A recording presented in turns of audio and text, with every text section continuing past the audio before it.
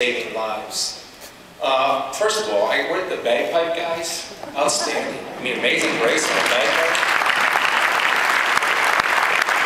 Mike, you give me a CD. Do they have a CD out? Start to get one.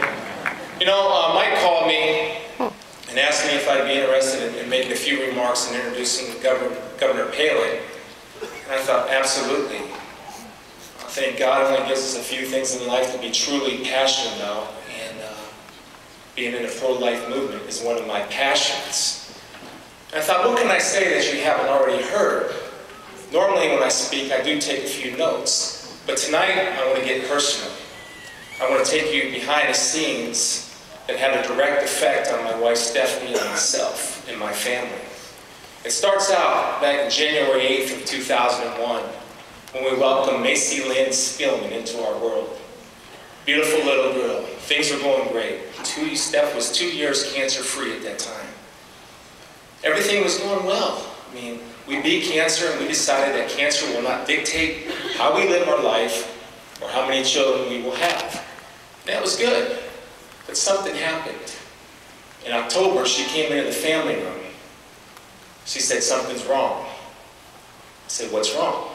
And as a cancer husband, when you hear your wife say, what's wrong, or something's wrong, automatically your heart sinks and you start playing all these scenarios over in your mind. And you're praying it's not something about her body that's going on that she knows.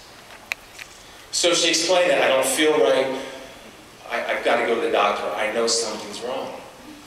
So we go to the doctor, and I'm scared to death. I'm scared that the cancer's gone other places. The doctor says, well, let's just do a pregnancy test to make sure. And we found out, to our surprise and our great joy, that she was pregnant with our 4th child, which was great. But there was one problem. When I looked across the room at the doctor's eyes, who's a pro-life doctor, by the way, I saw fear in his eyes. I saw uncertainty in his eyes. And I couldn't understand why he didn't have the joy that my wife and I were experiencing at that moment. Well, Stephanie was re-diagnosed, and she was on a new drug at the time called Herceptin. And there never in the history of the world a baby was born on this drug, Herceptin.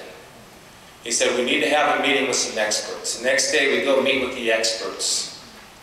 The experts tell us, here are your 3 choices. And they have a moral obligation to tell you everything and educate you on the choices that you have.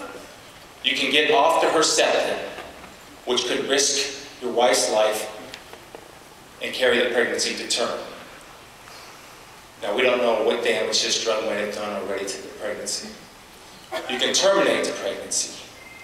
Or 3, you can stay on the drug and have the baby. So we go home. Very quiet car ride on the way home. We go into a room, and we both know what we're going to do. I mean, it was torture to think that the decision that we will make, we might lose 1 life, we might lose 2 lives. So when you have a decision to make like that, it's beyond my pay grade, as they say. I know a little politics.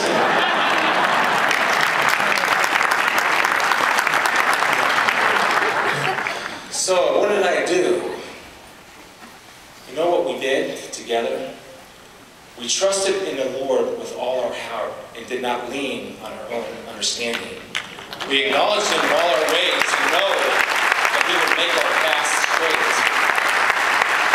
So when it's easy to say that, Proverbs 3, 5, and 6, Padre, I know you got that, right? It's easy to say that when things are good, when there's good news.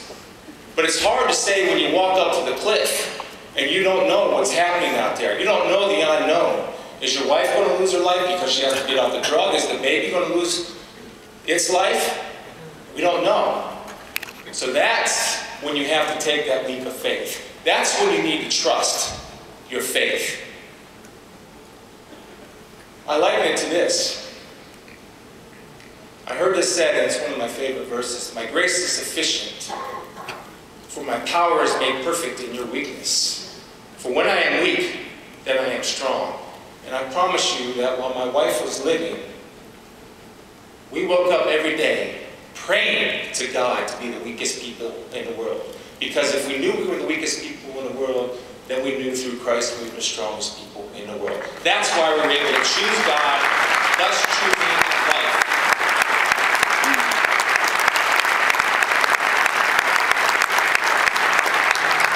By the way, after the baby coming about 7.5 months, about a month and a half in ICU, I got a beautiful little 7-year-old girl that drives me crazy, and I love her to death.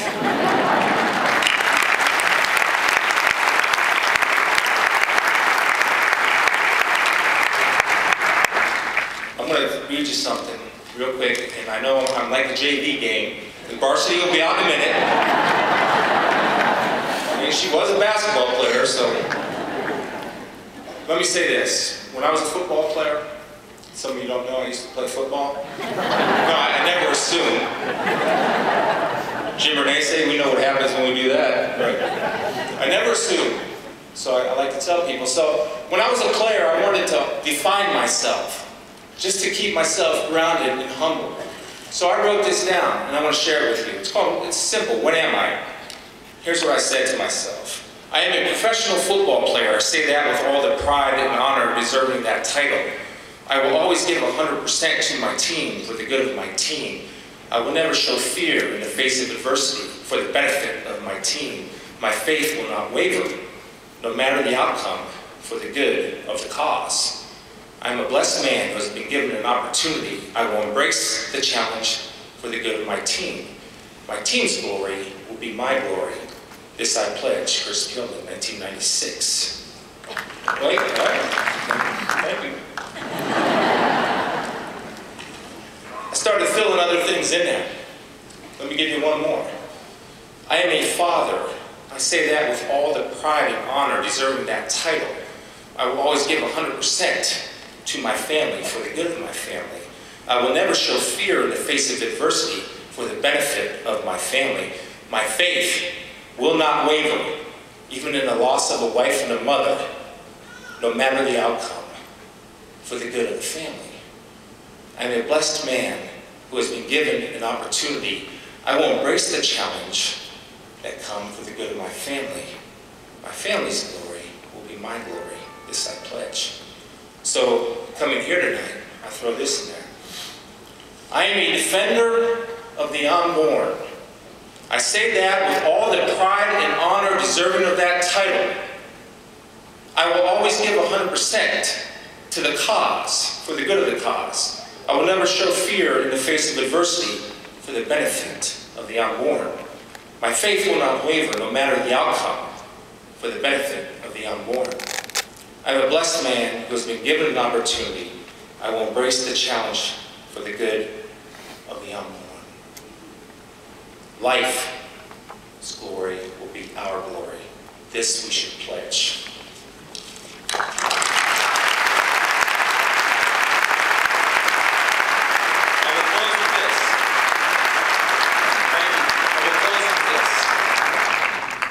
When we fight this battle, we must fight it with love and not hate. We must show grace and compassion like the Lord has given us. When we lose a life, we have to be sad for life, but keep the eternal perspective that we know that life is in paradise. And we must embrace the women that have very difficult choices in their life to make and continue to pray for them no matter the choice that they make. That's how you win hearts and souls. We don't do it with hate or anger, we do it with love, peace, gentleness, and kindness.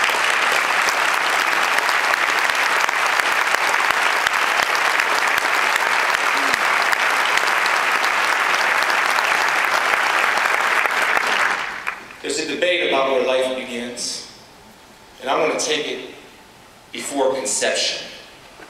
And if we believe God, then we know this to be the truth. I knew you before you were conceived. You were not a mistake, for all your days were written in my book. I determined the exact time of your birth and where you would live. You are fearfully and wonderfully made. I knit you together in your mother's womb. Life began way before conception. Now close with this. Together we stand, divided we fall, but in unity we have great strength, and there is great strength in this room. May the Lord bless you and keep you all. Thank you.